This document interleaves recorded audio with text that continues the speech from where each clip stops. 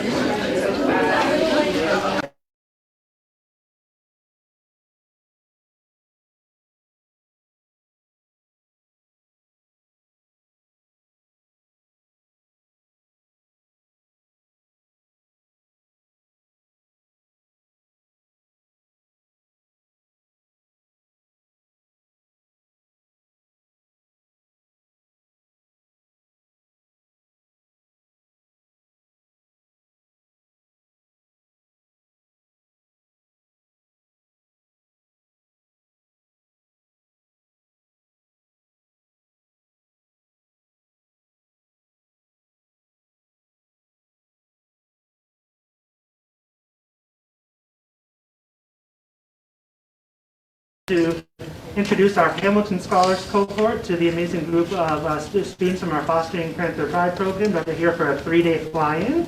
And it's my pleasure to introduce our FPP fly-in cohort to some of our current Hamilton Scholars, of which some of you will undoubtedly be in future semesters. And then, of course, we have a few additional fall interns outside of our Hamilton Scholars cohort as well. We've given all of our flying students and interns a copy of a dedicated, really great book by a great guy that we thought was really relevant to policy advocacy-oriented folks about the amount of commitment that it takes to get something done, and Pete's done a lot of his own work that he'll talk more about. So it's my pleasure to briefly introduce Pete Davis, a writer and civic advocate from Falls Church, Virginia. He's worked on civic projects that he'll talk more about that are all about, the theme is deepening American democracy and solidarity. He'll talk about co-founding the Democracy Policy Network, which focuses on state policy organization and raising up ideas that deepen democracy. And he's currently co-producing a documentary on the life and work of civic guru Robert Putnam. He has authored another book as well, Our Bicentennial Crisis, a Call to Action for Harvard Law School's Public Interest Mission. And so it's just very great to have Pete here, who's written for all sorts of publications too, Fast Company, New York Daily News, local publications too, Falls Church News Press. He'll talk a little bit about his life and lessons, and has asked for it to be very question-oriented as well. So I've seen all of you in action in different formats, and look forward to that. So I turn it over to Pete, who has graciously dedicated his evening to us today. Thanks, everyone. I am so glad to be here today. I'm a big fan of FIU. I'm a big fan of Politico people who would want to sign up to come to be interns in Washington or come to a couple of days to visit our nation's capital. So I'm so glad to be here with you today. I'll tell you a little bit about the book and what I fight for. Kind of, I wrote this book about dedication, and then the first question people ask is, oh, what are you dedicated to? So I'll tell a little bit about that as well. But as was said, I mostly am excited to hear your questions, and also to have this be an open conversation of your thoughts too. If you disagree with something I say, please say it, and we can let this be a conversation instead of just me talking at you. Because I'm just as excited about what ideas you have as well. So let me tell you a little bit about this book. And it started as a speech 3 years ago, and what led to the speech and eventually made me feel like I should extend it into a book. So it's this book started with a sense that I think many people our age feel. I'm not that much older than you, so I hope I can speak in, we're fellow youths or something. That we live in really dark times. Some people have said, most people in America agree that we're in the worst of times. There's a sense that institutions are corrupted and have, lost track of their mission. There's a sense, our climate is in crisis. There's all these political crises, from democracy to economy to racial injustice. There's a sense of kind of social fabric fraying. There's a hyper-individualism and isolation. A lot of people our age, when I was in college, we were at the peak of techno-utopianism. We actually thought Facebook was going to solve everything, and people were building apps and they're going to solve all of our public problems, and it'll be that. And I go to college campuses now, and everyone's a techno-dystopian. We think the next app is going to ruin everything or whatever. And so we live in dark times, and I felt like we needed a response to our dark times. What do we do? What should be done in response to it being such a dark time? We should, because we've adequately established how bad it is, but we haven't thought of what is the next thing to happen. We can't know. We have to know what to do next. And the message that I kept getting from older people, the message I kept getting from school, was inadequate to me. It was a message of keeping your options open. That what you should do is to try to spend your time now preparing for your future self. That you should choose the job that will help you get the next job. That you should, even on personal things, don't get too attached to your high school partner because you never know what's around the corner. Don't get too attached to the place that you move or the place that you're from, because there's bigger things out there for you just around the corner. Don't speak too much about what you believe, because you never know when, you're old. Your opinions might prevent you from getting a job, and you have to have your job prepare you for the job where you eventually have power, and then you can make your impact on the world. But now, just live for your future self. And then that was part of the message we were getting. And then another part of the message was kind of a retreat from the world. It was, the world's bad, there's nothing we can do about it, but all we can do is take care of ourselves. And this kind of, and self-care is very important, but it was kind of I felt like the message of self-care was like the final message instead of one part of what we need to do. So these messages of keeping your options open or just thinking about yourself was problematic in two ways. One is it wasn't solving the big public problems of our time that we needed people to solve. And two is we were not able to hide from the big public problems. As one of my heroes, Ralph Nader, likes to say, if you don't turn on to politics, politics will turn on you. And so I went searching for another message. And that other message started coming to me, and the people that I was noticing were the people that were earning respect. So even though we were getting this message explicitly, the people that were earning respect among my friends and myself were the people that totally ignored that advice to keep your options open. They were not the people that tried to maximize for the future selves. They were people who fell in love with and committed to and dedicated themselves to particular things, to particular places, to particular communities, to particular causes, to particular institutions. They closed doors and foregoed options for the sake of those things that they loved. And they stuck at them for a long time. They were not dragon slayers that were slaying, having the best takedown or the best clapback or the best speech or the best single moment, Hollywood moment. They were the people who were doing the day in, day out, year in, year out work for a particular thing. And over time, in the short run, all the people that were doing one-off dragon slaying were becoming disappointed and more cynical because it didn't work. After the big march, nothing changed, not much changed, or after the big takedown, not much changed, or after the big speech, not much changed. And with the long haul heroes, in their first few months, maybe even in their first year, maybe first year or two, nothing changed either. So they were equal. But then over time, you started noticing they were slowly bringing the spirit back to an institution. They were slowly making headway on a cause. They were slowly bringing a group together. They were slowly turning a deadened space into an active, lively place.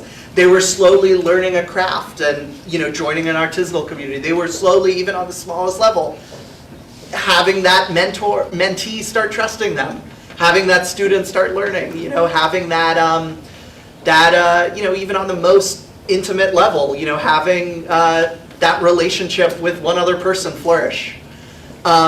These long haul heroes were the ones that I thought could light the way out. So not only were they the ones that were starting to solve and chip away at the big problems of our time, they were the ones that were also feeling the most joy, like totally overwhelmed with joy. The fears of commitment, the fear of regret, that if I choose something and thus I can't, you know, be everything, was starting to float away. The fears of association, the fears of community building. You know, oh gosh, I don't want to meet new people. Suddenly they were feeling the comfort of friends. The fears of missing out. Oh gosh, I want to be everywhere to everyone, doing everything, and if I commit to this, if I commit to going to this meeting every Thursday that I promised this group I would go to, then I can't be everywhere on Thursday. I have to be at the meeting. They started feeling like they weren't worried about missing out on that. They were worried about missing out on the Thursday meeting because so much magic was starting to happen at those meetings. So it wasn't just that you were solving the great problems of our time. It was that you were starting to feel kind of a sense of home in our existential feeling of like, what am I doing on this earth? And then final thing, I started looking to the history of this stuff. And you start looking back. This is like the history activity I recommend to anyone, which is like show, don't tell. Pick anything we hold precious today. Anything that, you know, any community that's thriving, any institution, you know, FIU itself, any institution that's still alive and around and doing good things, any justice that has been achieved in the past. You look into the history of it, you start tracing it back, and it was a long haul hero or a group of long haul heroes that decided to commit to it at some point 10 years, 20 years, 30 years before they achieved the thing. So let's just click into any of them. You know, I interviewed Evan Wolfson, this wonderful lawyer from Pittsburgh, and he, in 1983, he wrote an article called A Constitutional Case for Gay Marriage. 1983, for his third year law school paper. He was young 20s. And when he first came out with that paper, it was so fringe that it wasn't even a worthwhile thought experiment to his professors, the constitutional case for gay marriage. Then he started for a decade saying, hey, I want to see if I can maybe turn that paper into something. So he started doing the paper around, and then it became less of a like fringe, like a unspeakable idea to just a fringe idea. And then he took 10 years to convince the movement itself of, you know, just the gay rights movement that this was a worthwhile thing to fight for. And took him, you know, a couple of years to do that. And I'm telling one story, but all of these movements are, you know, thousands of people like him, but here's one story to just dramatize it. Then he finally gets a breakthrough in a court case in Hawaii, 1993, first time gay marriage was legalized. And then there was a big backlash, and then he had 10 years of fighting the backlash where no one was on his side. Then he gets finally a permanent breakthrough in Massachusetts in 2004. Then he fights state by state with the whole movement until 2015.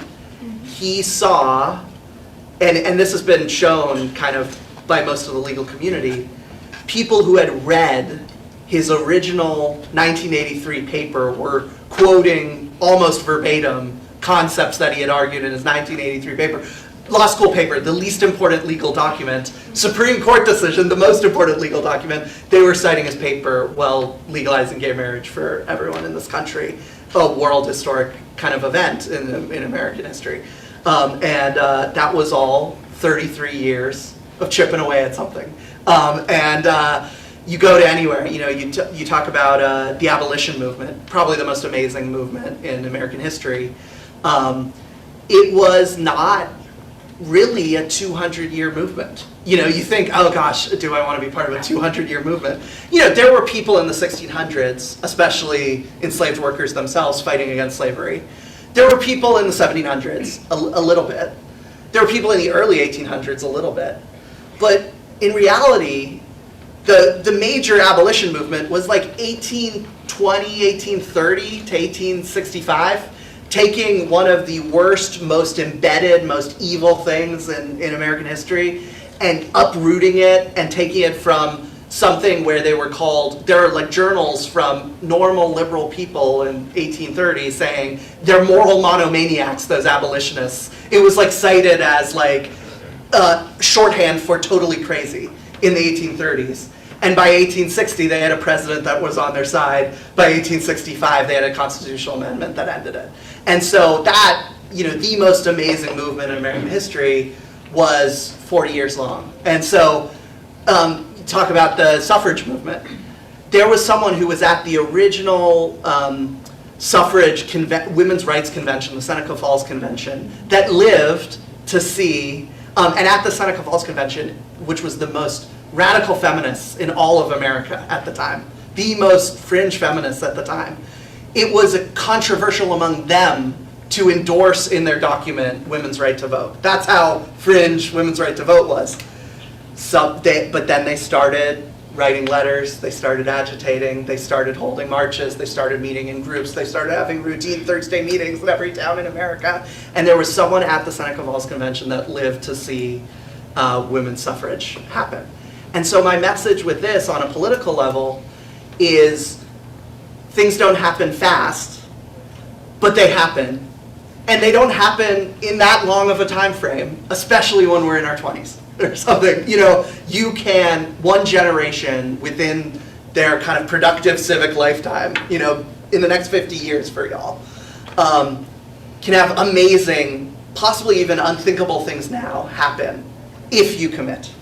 If you decide to put in the day in, day out, year in, year out work, if you decide to focus, if you decide to be comfortable that you can't fight everything, but you can fight one thing and that one thing can resonate outward and do amazing things. So that's the kind of political message of this book. I'm happy to kind of open this up for conversation, challenge, disagreements, questions, and I'm also happy to talk about, I got too excited about dedication, so I talked too long, so we're going to open it up to questions. But if you want to get into some of the political stuff I do and dedicate myself to, I'm happy to answer that in questions too. So that's my opening salvo. Any questions, any thoughts, any disagreements? Well, yeah. Hi, so my name is Amelia, and thank you so much for being here. So I kind of have like a silly question, I guess, to start us off, but have you ever watched the movie Yes Man with Jim Carrey? I have not. Is it? I'm guessing. I'm vaguely remembering. It's a person who cannot say no. Exactly. Yes. That's the whole premise of the movie, that you have to say yes to everything that comes your way, and it's obviously a comedic film, but really the point of it is that you open yourself up to so many more opportunities. So, just wanted to get your perspective of what you think about that perspective, that we should maybe say yes to opportunities that we're afraid of, to push ourselves out of our comfort zone, especially since you're so focused on, we should only be focused on one thing.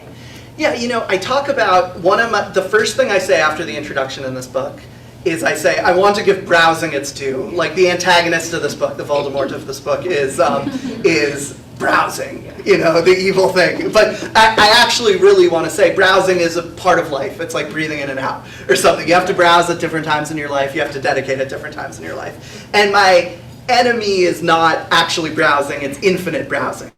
And if you're at a period in your life where you really don't know what to commit to yet, this book is not like you're doing something wrong. It's actually saying, go browse, because browsing will lead to flexibility. It'll let you say yes to life. It'll lead to authenticity. It'll let you, I have these little I'm not making these off the top of my head, I have these schemas. It'll say yes to flexibility, which you can go try new things out, be in the activity sphere of life.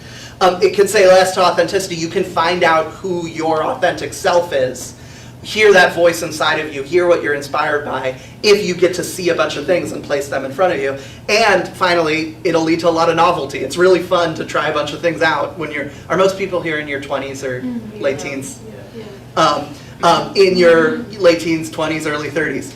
But why I say infinite browsing is a problem, and why the message is for people who have an inkling of what they want to do, but they're scared of the moment of closing doors, is each of these pleasures of browsing curdle into pain. So flexibility eventually curdles into choice paralysis. This is the psychologist Barry Schwartz has this famous book called The Paradox of Choice.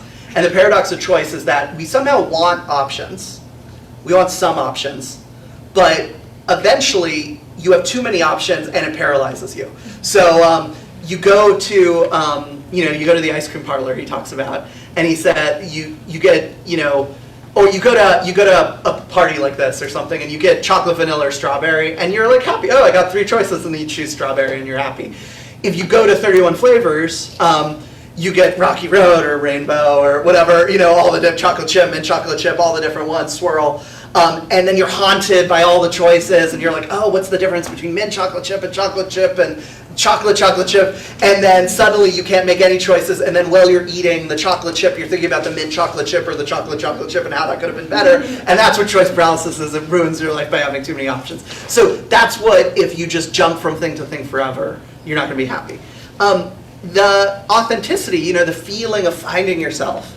That sounds like, what can Pete say bad about that? Well, eventually the feeling of finding yourself curdles into what the sociologist Emile Durkheim called anomie, a feeling of spiritual isolation, a feeling that, like, I've spent so much time thinking about myself and who my true self is that I've never entered into a relationship with anything outside of myself. I'm in like a hall of mirrors of thinking of like, is this me? Is that me? Is this exactly me? Do I need to change this about me? And then you get stuck and you look around and you have no friends, you have no connections, you have no institutions, you have no causes you're fighting for because you've just been thinking me, me, me, me, me. Very good when you're young to think about me, you discover who you are. But then eventually, if you have this, you never discover the deeper sense of who you are, which is that these things outside of you that you can enter into a relationship with, the cause, the institution, the community, the place, the person, the craft, the practice, the profession. Those are the deeper ways of finding yourself. I talked to 50 long haul heroes for this book, and they told me, I found myself in the climate movement. I found myself, I talked to nuns and priests. I found myself in becoming a nun. I thought I was shutting down my whole life, but I was actually opening up my whole life. I found myself by, becoming a botanist. Let's do political examples here. Lori Wallach, who runs Public Citizens Global Trade Watch and is probably like the leading fighter for global trade justice in DC right now, puts together these giant international coalitions fighting for global trade, an incredibly hard task to work on. She was like, I didn't really know what I was doing. I was bopping around, and then I became this, and now my obituary will say, I was the international global trade justice fighter, and I never would have discovered that if I didn't dive into global trade justice. I could not have figured that out sitting in a room. And finally, the simple one to say is novelty and fun curdles into boredom. As you can experience, I swear I do this too, I'm not like just speaking to the youths. When you're browsing through TikTok, you're literally being presented by an algorithm, the literal most interesting video, assessed perfectly to you. And by the 11th video, you just have a glaze in your eye and you're bored by the most interesting thing ever, even though a computer has searched everywhere in the world to find the most interesting thing ever, and you're bored by it by the 12th video that you flip through. And that's the experience of novelty curdling into boredom, because the deeper novelties that we want, the deeper joys of, oh my gosh, it's amazing to be alive, are not through skydiving or hiking Kilimanjaro or, going to the latest, amazing party or whatever. It's eventually the deepest joys that people reveal in retrospect. And I'm not like a long haul hero myself. This is just me interviewing long haul heroes about what they enjoy in retrospect. I'm just a 32-year-old. But, old 70-year-olds I interviewed for this. They say, oh, it's the moment of being on the 10th anniversary of my organization. It's the moment of really mastering a craft and playing like the legends that I looked up to. It's the moment of the cause going from the Google Doc to, looking out at the building that you had that started as a Google Doc and saying, oh, wow, there's 40 people at this meeting in this building that we all raised money for this homeless shelter, for this refugee worker center, for whatever that you do, or this ribbon cutting or this law signing. And being like, God, this started as a Google Doc 13 years ago, and now it's here in person. That's the novelty that never gets old. And that's what's kind of the joys of commitment on the other side of browsing. So browsing's good, but infinite browsing is bad. Long-winded answer, sorry, hope that was helpful. Thank you so much, I appreciate that. Yeah. So I wanted to ask you to speak more on what you see as the relationship between choice fatigue and happiness. I remember a few years ago I saw a documentary that was analyzing where the most happy people in the world are. And it was something that it said surprised a lot of people in the West. It was, I think, Nepal or Brunei or a country. Whereas it said some of the most unhappy people were in very modern first world countries like Japan, like in the US. And so I think that it seems while modern technology has provided a lot of opportunities for us to connect, it's also increased the opportunities for us to isolate from each other. It's increased divides between people. So I was wondering what you see as the relationship between technology and happiness, and how we can harness these sorts of technologies to overcome divides instead of exacerbate them. Yeah, so, I'm not a guru of happiness. I just kind of interviewed people for this, and I will try my best, though. I will try my best of what I discovered. And all of it, I just want to I want to have the humility of saying this is just some observations, but not, what is the patent? But we're all on this journey, on this spinning globe of how do we figure out what happiness is. But what I learned from some long haul heroes is that, and I'll get to technology in a second, what I learned is that deep down, what we want, and what seems correlated when they do the social science or psych studies on happiness, or self-reported happiness, or the health that comes from happiness, is we want a sense of purpose, we want a sense of community, and we want a sense of depth. We want to feel, Martin Luther King had this incredible early sermon where he talks about the 3 dimensions of life. He says, one dimension is, lengthwise, the length of our life. It's the story of ourself. Purpose. Feel like I have meaning on this world. I have a thing that I'm doing here. I'm not just wandering aimlessly or spinning on the waves. I kind of have a little sense of where I'm going.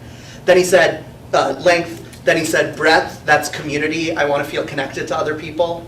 And then he said finally height, which you can say this religiously or secularly. Religiously, it's like be connected to God. Secularly, it's be connected to transcendent, a transcendent sense of the universe or something. And that was kind of, do I feel kind of the spirit in what I'm doing in my life? Do I feel like I'm kind of connected to the spirit of life? And I felt like what I discovered in doing this book was those kind of map on really nicely to purpose, community, and depth. And what I also noticed about purpose, community, and depth is that they are the gifts that are on the other side of our fears of commitment. So when you ask people, why are you afraid of committing? They usually say, okay, I have this fear of regret. I'm scared I'm going to pick something and it should have been something else. I have this fear of association. That's really common for our age, which is, oh God, I don't want to associate with that religion or that political cause or that presidential candidate or that institution or to be from this place because people are going to think something about me or I'm going to think something about me and it's not going to perfectly fit me and that's not me. And then we have this fear of missing out, the fear I can't be everywhere to everything with everyone, if I tie myself down. But each of those gifts I talk about are on the other side of each of those fears. And I really don't want to sound like a preacher or anything on any of this, but it's just a cool thing I noticed while talking to people. Fear of regret, this fear that if I choose something, I'm going to wake up and regret it. When you talk to actual long-haul heroes, the act of choosing the thing starts rewiring your sense of meaning. As soon as you move to Texas and start doing Texas things, you become a true Texan, and then you start assessing if your life is good based on its Texanness, because it's become part of you. When you decide that the struggle for racial justice in our country is a key part of who you are, and you start acting that way, not just deciding, but you start acting, and you start developing friends in the struggle, and you start getting meaning from the victories you had in the struggle for that, and you start getting purpose from the history of the struggle. Suddenly, you're not going to be able to regret being in that struggle because so much of your sense of meaning of assessing what I should regret or not is determined by what you have done already. So your regret goes away. What's in its place? Purpose. That's what purpose is. You have rewired your sense of meaning around something else by what you've done and chosen to do. Association is my favorite one. Everyone has this fear of association. The first meeting of any club or the first time you join a religion or the first time you move to a place, it sucks. We should admit it. For wearing a name tag and getting to know people. Some people like that and get excitement out of it, but in the end, I think a lot of people in this day and age are like, I'd rather watch Netflix at home. This is totally uncomfortable. I'd rather be with the people I already know, not the new people, or the things I'm an expert at, not the new skill. But you get through that valley of discomfort, and then those people start becoming your friends. That skill starts becoming this thing you're mastered at. That cause starts becoming a thing you're making progress at. That institution starts becoming a thing you get a handle on and feel empowered by. And you feel more comfort at the other end than you would have felt if you never walked that valley in the first place. And that's community at the other side of that fear. And then finally, fear of missing out. You, as I said, you start by worrying about, I'm going to miss out on the latest cool hot new thing if I'm committed every Thursday to go to this meeting, or if I'm committed to this profession, or if I'm committed to this place, I can't be everywhere. But then you start experiencing the 10-year anniversaries and the mastery of the skill and the first day where you walk around in a new place and you're just like, oh gosh, I know how to get around. I know all the restaurants. I know the annual traditions of this place now, and it's part of me. And that's the novelty of feeling that expertise, that mastery, that depth. And so on the other side of the fear of missing out is depth. And in my experience, talking with long haul heroes, purpose plus community plus depth is a recipe for joy. So I have this poem at the start of this book, and it's this is the joy that they feel, the beauty that is of many days, steady and clear, the normal excellence of long accomplishment. And that's the kind of poem mascot of the book and the message. Any other questions? Yep. Are you there? Yep. Oh, okay. So my question, kind of on theme of like what you were talking about, fear of regret. It kind of goes back to something you mentioned in your book that stuck with me, that the most valuable resource you have is time, and that when you dedicate your time to something, it almost becomes like holy, like it's because you're giving it your most valuable resource.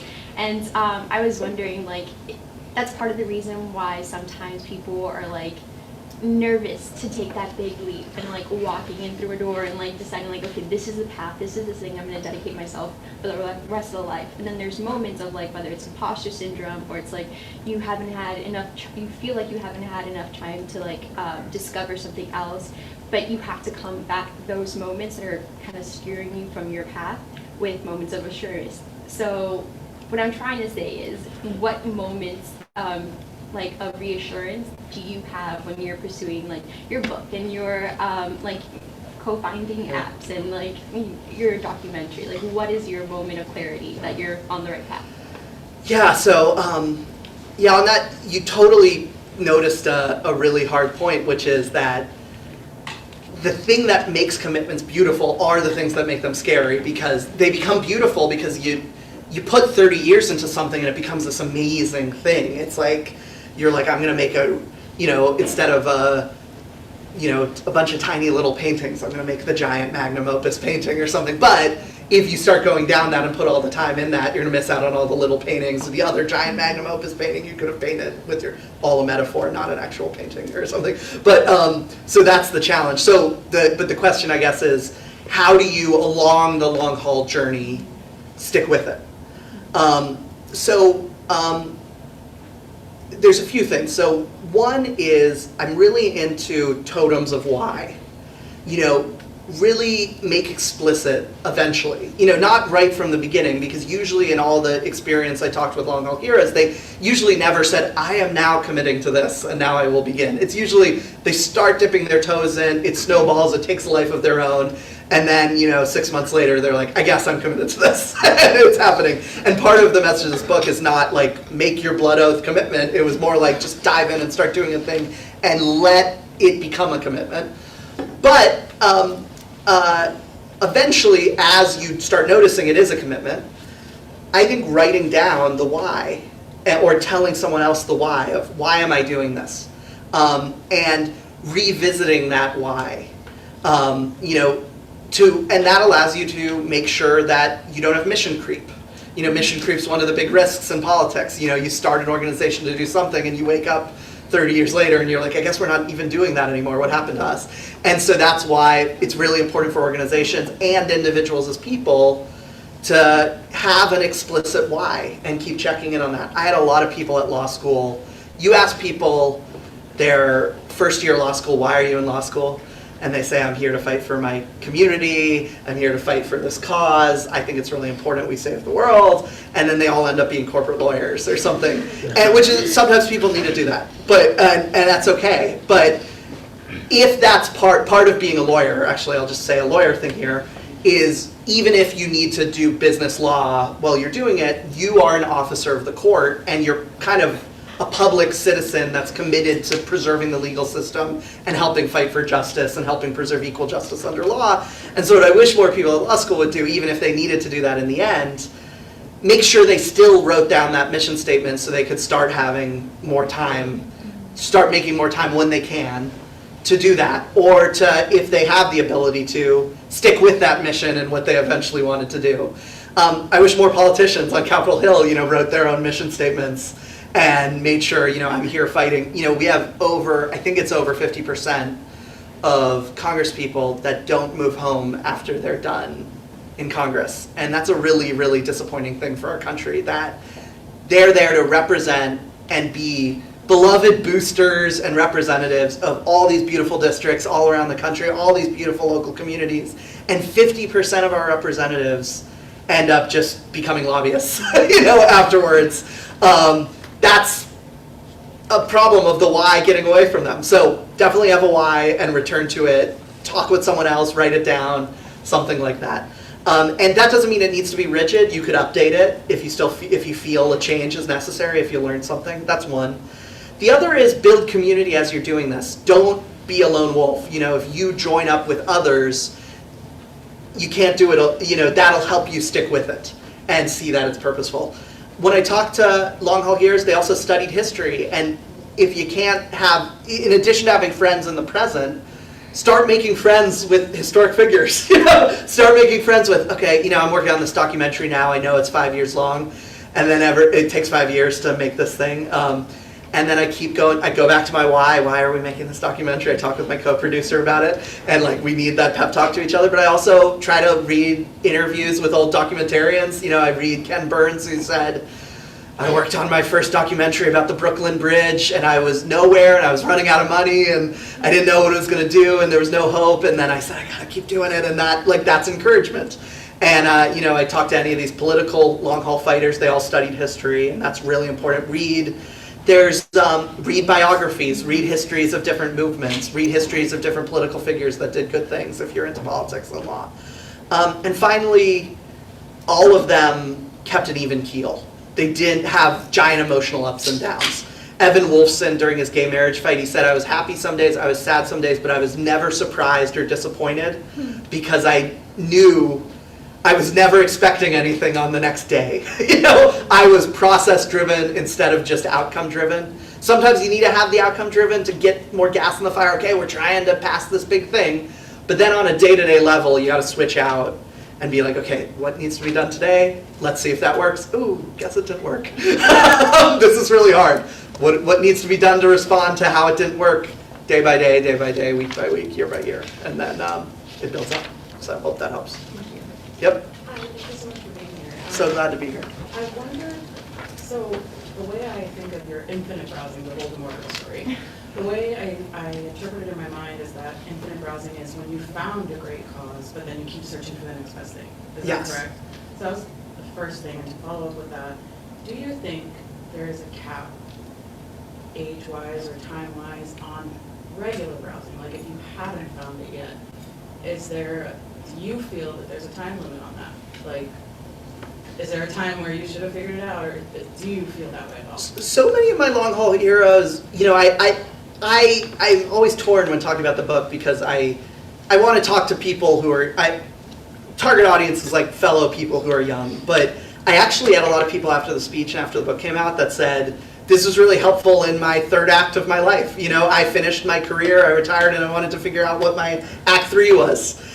Or my life blew up and I had a midlife crisis and I had to go back to browsing because, I thought I had my commitment and it didn't work out, and now I need to not go into infinite browsing at that time. So I don't think this is specific to one point in life.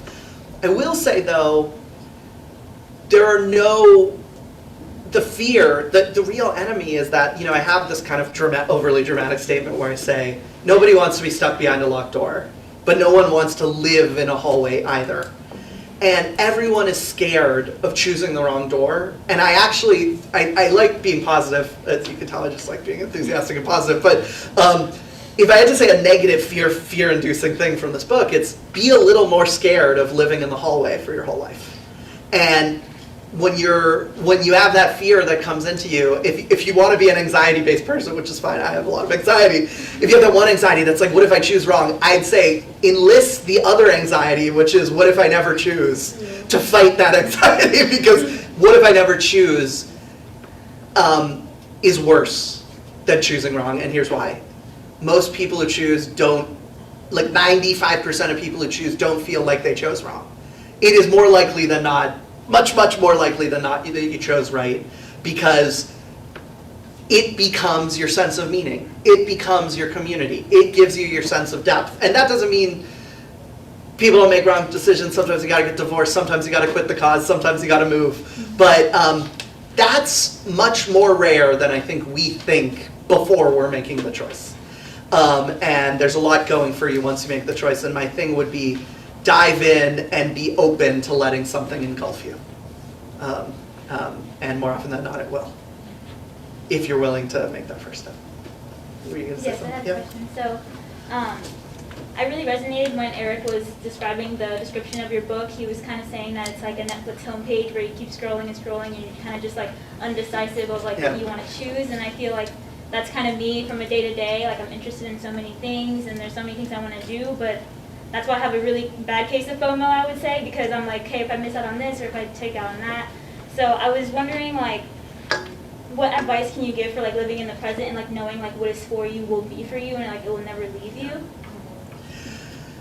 Yeah, let me say this on, is it okay if I answer it based on causes? Yeah. Because it could apply to other things. It could apply to a relationship. Maybe I'll expand out afterwards. But let me talk about causes for a second. And I can tell my personal story. That's where I feel it, because I work in politics. So I'm not like an artisan. I'm not a institution builder or something. I like causes.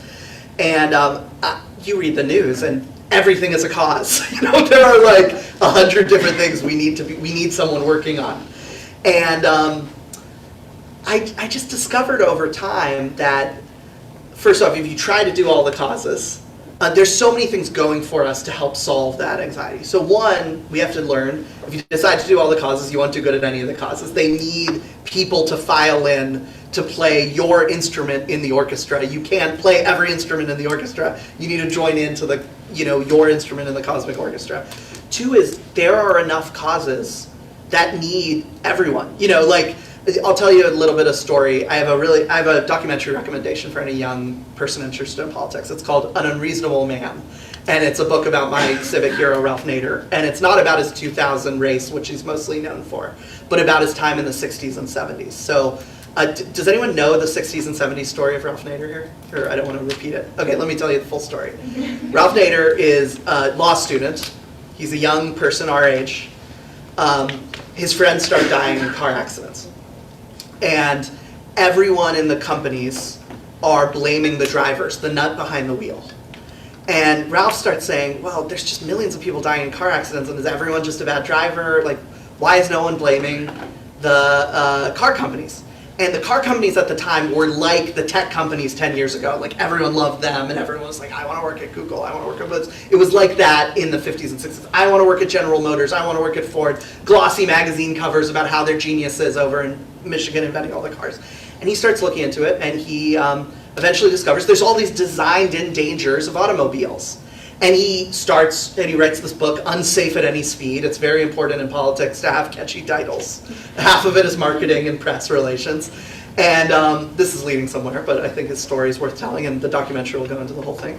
He writes this book, Unsafe at Any Speed, and then starts agitating around car safety. And eventually it becomes this national big thing. GM starts sending people to spy on him.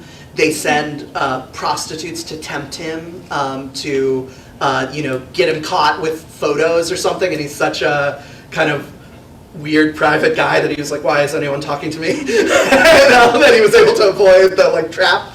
And eventually he tells that like he eventually gets the story out not only about the design and dangers of cars, but how they're spying on him. And it eventually leads to these congressional hearings on how they were spying on this poor young man, and eventually about the cars. And eventually it leads to the Highway Traffic Safety Administration, which is why we have, you know, all these traffic safety things. It's why we have seatbelts. It's eventually why we have airbags. It's the result of millions of lives saved. It's why, and eventually it was so successful, the cars started bragging about how safe they were. And it all became about making safe cars. But this is the amazing thing about Nader. He then took all of his fame, and instead of riding it and, you know, giving speeches about his amazing car safety stuff, he decided to take all the money and all the fame that came from that and hire young people by the hundreds to file into every single public problem in America. And this is the part where it comes back to the thing. People would come to him, and then they would be like, I just want to work on justice, I want to work on safety, I want to work on, you know, citizen protection and citizen action. And he would assign them, like they would vaguely say what they were interested in, and then he would assign them to random things in the government. You're going to research mine safety. You're going to research the Securities and Exchange Commission. You're going to research water. You're going to research air. You're going to research nursing homes. You know, these teens were like, we're worried about our grandparents. Research nursing homes. And then they all started publishing these flurries of reports. And that led to the Clean Air Act, the Clean Water Act, FOIA. The word whistleblower was popularized by him and his people. And on and on and on, different things for him. And the reason I tell the story for this question is all of those people that he randomly assigned things to, dozens of them went on to work on that same thing that they were randomly assigned by this crazy guy. When they were 22, they kept working on the same thing because that summer they got really into it, and then they kept working, and then I guess I'm the mine safety person. I guess I'm the nursing home person. I guess I'm this. And it was because of this commitment theory I have, which is, it wasn't that they were cosmically meant to work on mine safety. If they sat in a room and they were like, no one's going to sit in the room and be like, my meaning on this earth is pension reform or the Securities and Exchange Commission reform. You know, it's never going to be that. But someone needs to work on that. Someone needs to watchdog that. And because they started doing it, it became their purpose. It became, all my, you know, they wake up 5 years later, all my friends are in pension reform, all my expertise is in pension reform, I'm making progress in pension reform, I better keep going at it. And then they have total joy. Well, here's the final thing. This is the final hopeful thing. The work that they did was all linked together with other causes. So they were part of a broader consumer movement, and they were part of a broader justice movement. And their expertise in one thing was a precedent for things in other things. And so they were able, they'd work together on helping elect people because, you know, all of their different causes would have a person that they would want to elect. And so you never, like, by becoming a niche, in the justice fight, you're connected to everything else all the time. So you have a role to play, not just in your niche, it'll actually open you up to other causes that are important. And you see this in so many examples, like someone, you know, Martin Luther King, you know, like the Civil Rights Movement and all the others too, I keep citing him, but Fannie Lou Hamer, Ella Baker, all the great folks who fought in this. They fought in one, you know, in the early days, like before the late 60s, they fought in one region about one issue, you know, about one issue in one region. They didn't say, I'm starting the Global Justice Initiative, we're going to have our international conference immediately. They were working on one region of the country on one issue. And because they did it so fantastically and they did it with such depth, the spiritual force of that movement was a model for the gay rights movement and the women's rights movement and the environmental movement and the continuation of the trade movement. And in every other country, they studied that movement. So if you do amazingly in your niche, it will be, and you write about it and you talk about it and you're public about it and you kind of, you know, save some time for being an evangelist about what you're doing. It won't just be like, oh, I just solved this one small corner. It'll resonate outward. And I hope that got at some things. I'm throwing spaghetti at the wall. Some things will stick, some things you'll roll your eyes. But if I didn't answer anything, challenge me and I'll try to be more specific. I get excited about this stuff. Yeah. So, while we are in our path to be dedicated and committed to something, we must face some obstacles along the way. I would love to know your opinion about being problem solver and problem finder. Because in school, when we're in high school, a lot of professors used to tell you that you have to basically advocate for the community and find a solution. Yeah. But when you go to the legal field, and when you go to the business world, you see that it's not about the solution, it's about the problem. It's about finding that problem. So in your own opinion, what's more important, finding a problem or finding the solution? Yeah, actually, this is such a great point. I actually, this is connected to, I have this line that kind of kept burbling up in my heart while I was writing this, which was, we tell all these young people to change the world. And you tell every young person from I was class of 2008. And literally every single one of us was told to change the world or something. Like that was the message of the time when I was 2008 in, I guess, high school or something, 2008 in high school. And we were all told to change the world, but all of us did not go into changing the world. So it seems like telling people you're here to change the world doesn't really work. And the reason I think it doesn't really work is the message that we actually need to hear is not change the world. The message that we need to hear is love the world, or more particularly, what I mean by that, love a part of the world. And what I mean by love is enter into a relationship, a sustained, committed to relationship with a part of the world. And I'm going to keep defining. What do I mean by a part of the world? A particular institution, a particular cause, a particular community, a particular craft. And what does this have to do with finding and problem solutions? When you enter into a relationship with something, you will soon identify the problems. You will soon identify what needs to be done. And then you will naturally and organically, if you love that thing, if you're into a relationship with that thing, if you're in the day-to-day, year-to-year life of that thing, see what needs to be done and feel called and compelled to start doing it. My final story in this book, my favorite long haul hero of all time, by far, Karen Washington. She lives in the Bronx, New York. She's a single mother, physical therapist, was living in public housing her whole life. There's a special New York program that allowed her to buy her first home. She buys her first home, and she looks, and she's so happy, and then she looks across the street and sees, oh no, there's an abandoned lot across the street. And this is connected, I promise. There's an abandoned lot across the street. And then suddenly it starts getting filled with trash because no one's doing anything about the abandoned lot. And it just gets filled with trash. She tells me my American dream had become an American nightmare. I thought I was going to be a homeowner. I thought I was going to have this wonderful life. And then I'm surrounded by trash. And then one day she sees her neighbor clearing out the trash, and he says, I want to start a community garden here. And she says, oh my gosh, can I help? And then she starts doing it. This is back in the 80s. And they build this amazing community garden across the way. And in building that community garden, she starts getting to know all of her neighbors. And then she starts learning. She knows nothing about how to plant gardens. All she knows is you put a seed in the ground and plant it. She starts having to learn how to do community gardens. She starts having conversations in the garden, and she says, oh, there's kids in my school. They all have asthma because the air in the school is bad. Oh, there's not healthy lunches, and we're making all these healthy vegetables. Why aren't there healthy lunches in the Bronx schools? Oh, the climate's changing because we're noticing it in the vegetables. Oh, we got to start making sure there's better climate things here.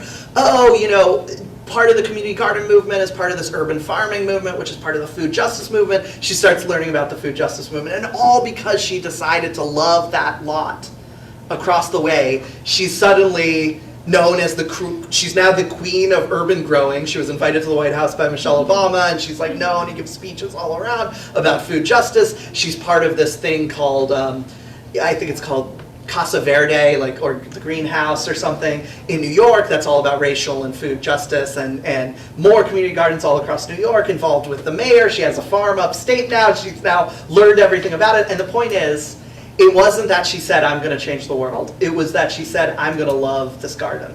And then the problems started arising. And then she said, I'm just going to respond as they come. And over time, you develop expertise, you find depth, you build community, you find purpose, and that comes with joy and impact. And so I would say the problems will be identified by commitment. You'll never identify them if you bop in and out of the world. And then the solutions will be identified because you'll just do what you got to do and experiment, and occasionally you'll fix something. And you got to keep going. And the number one determinant of if you do is if you're committed. It's not going to be if you have some clever trick or if you're the most studied or you're the most expert. Who are the best mayors? It's not the ones who are the most expert. It's the ones who are most in love with their community. Who are the best teachers? Eventually they do become the most expert teachers. It's not the ones that studied the textbook both. It's the ones most in love with their students. Who are the best cause fighters? It's not people who went to cause fighting school. It's the people who are saying, I'm going to stick with this for the long haul, learn things, experiment, keep growing, keep going. So that's why I thought it was important to write a book and give a speech about this topic, because it is the core thing that is the prerequisite for everything else we care about. Sticking at something for the long haul. So. I have a question. First off, thank you all very much on behalf of our team and these students. This has been amazing. You referenced Robert Putnam. Yes. And hilarious, but today at lunch with a professor of ours, we were here talking about bowling alone. Oh, great, So yes. hoping for this crowd, if you could maybe touch on what that's all about. A, B, what your project's about, your documentary. Yep. And C, our professor was asking, can we ever get out? Can we ever turn the tide? Yeah. What bowling alone speaks of. Oh, great! I love it. Okay, this is I get to talk about Ralph Nair, get to talk about Robert Putnam, all my favorite people. Got to do Ida B. Wells, all my heroes. So, okay, Robert Putnam. So I'm making a documentary about this guy. Has anyone heard of Bowling Alone here? Oh, great. So I'll tell for everyone else. Robert Putnam. I'll tell the more narrative story. Robert Putnam goes to Italy as a political scientist. He's a true scientist, political scientist. He likes doing experiments and finding data. He goes to Italy because Italy is splitting into regional governments from a centralized government. Used to be a centralized government, they split up, and now there's a bunch of regions. And those regions are all setting up a government. What does a political scientist think when there's a bunch of regions?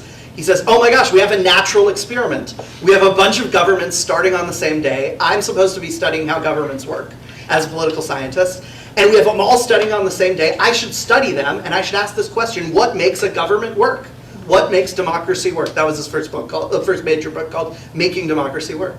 And he studies the governments, talk about long haul, for 20 years. And he's able to measure the governments by all these qualities, like how fast, how efficient, how many laws they're passing, how much their people like their government, their regional governments, how satisfied people are, how much they solve problems. And he's able to rank the governments from first to last.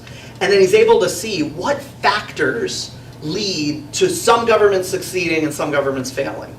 And some people think it's economy, and it's actually not economy. Some people think it's the structure of the constitution of the government, but they all have the same constitution, institutional structure, so it's not that. And what he discovers, totally rigorous correlation and causal mechanism. So gold standard of rigorous political science is the number one factor of what makes democracy work is what he calls civic culture.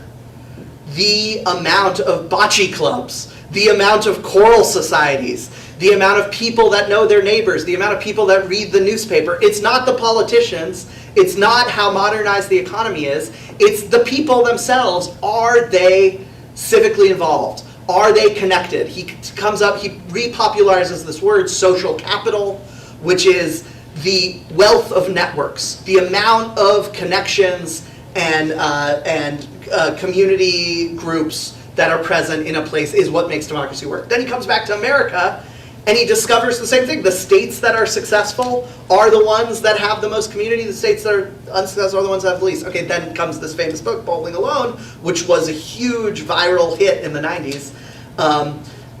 He discovers that there's been a decline over the last 50 years in the amount of social capital, in the amount of civic spirit and connectedness and engagement in America in the last 50 to 70 years. And if you ask your grandparents, what clubs were you a part of? they're going to be able to list off all these clubs. I was in the Jack and Jill, I was in the Kiwanis, I was in the Rotary, I was in a sorority and fraternity. Well, I was an adult. You know, I was the town alderman, I was on the mosquito control board. You know, all these different things. And you ask us, what clubs are you a part of? You're in college, so you're going to be in, many of you are in college, so you're going to be in clubs. But if you ask many people who are like 25, what clubs are in, almost crickets. And that's the story of Bowling Alone. It's called Bowling Alone because he discovered that we were bowling the same amount we were 50 years ago, but we're bowling whereas we most likely would have been bowling in a team 50 years ago, we're mostly bowling alone now, which was a metaphor for how much there's been a decline. And if civic culture is correlated with democracy working, if you're seeing a decline in community in America, you're going to see a collapse of democracy. And he wrote this in 2000, and democracy was kind of flying high in 2000, you know, just won the Cold War, and, you know, everyone was feeling happy. They were dancing the Macarena at the 1996 DNC. And people are like, what are you talking about? Democracy's fine. And he said, just you wait. You know, it seems like community is usually a leading indicator of what's going to happen to democracy. And now 20 years later, all of his naysayers are like, oh my gosh, Chicken Little, you guessed it, the sky has fallen. And so what his answer is kind of hopeful though, which is, it's not hope we have a good president. It's not just, we should tinker with our Constitution a bit. I think that would help. You know, it's not just we need to keep having a roaring economy. It's how do we, at a local level, rebuild our stock of social capital? How do we rebuild our stock of civic engagement? How do we not we don't need to tell everyone to join the Kiwanis Club. We don't need to tell everyone to have those types of communities they had in the 50s and 60s, many of which were totally unjust and exclusionary. We need to figure out what is the equivalent of those today, inclusive, multiracial, cross-class, fun, engaging, important, critical community institutions we can build. And so the big message of Putnam is you creating a neighborhood group, even if it's just for bowling, even if it's just for fun, it's contributing to the revival of American democracy. And so I am making, with my sister co-producer who's a documentarian, a documentary about that story of the collapse and potential revival of social capital in the country. So that's the timetable? We are finishing filming this year. We're in edit next year, and we're submitting to Sundance and all the festivals in the fall. So hopefully it's on Netflix or Amazon or whatever picks it up by January 2023. So that's the hope to see it there. It's potentially going to be called Join or Die, because we wanted Join or Die was the original like Ben Franklin flag of convincing people, and it's kind of Putnam's message that America's going to die if we don't become a nation of joiners. Again, we can't just be sitting alone. And actually, there's funny kind of like health things on this. Putnam has this great fact. If you are joining one club is the health equivalent of quitting smoking. So if you are smoking and you are part of no clubs, joining a club or quitting smoking, about the same. So that's how important, that's how critical the isolation crisis is, just on a bodily sense and body politic sense as well. And so that's why it's important. So hope you can all be joiners. That's out there. Yeah, with that, let's heed Pete's call. Democracy's in our hands. And if he says 5 years out from this table, most people are not in clubs. Let's make that one goal. Still be engaged in something 5 years from now. Pete, we heard you say you loved FIU, and so we listened. You leave without some FIU goodies amazing! For you. Okay, thank you so much. I'm touched. I'm sure some folks will be, trying to say hi and thanks and on the way out. But that concludes our official Pete Davis talk today, and I couldn't have been happier with it. Thank all of you.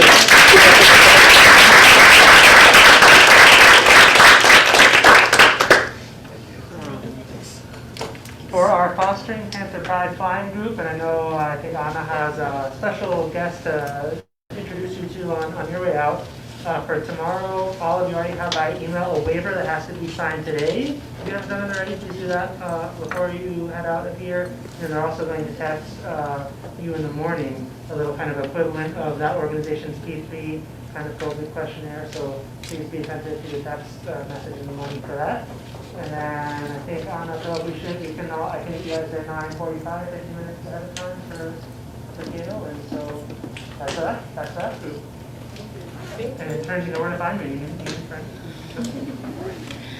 Thank you all. Thanks, guys.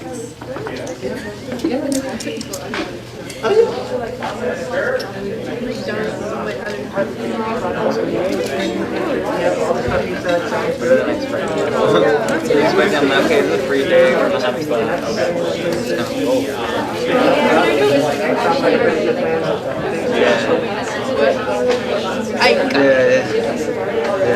I really like and I got the issue. I understand what you're saying. Yeah, so what I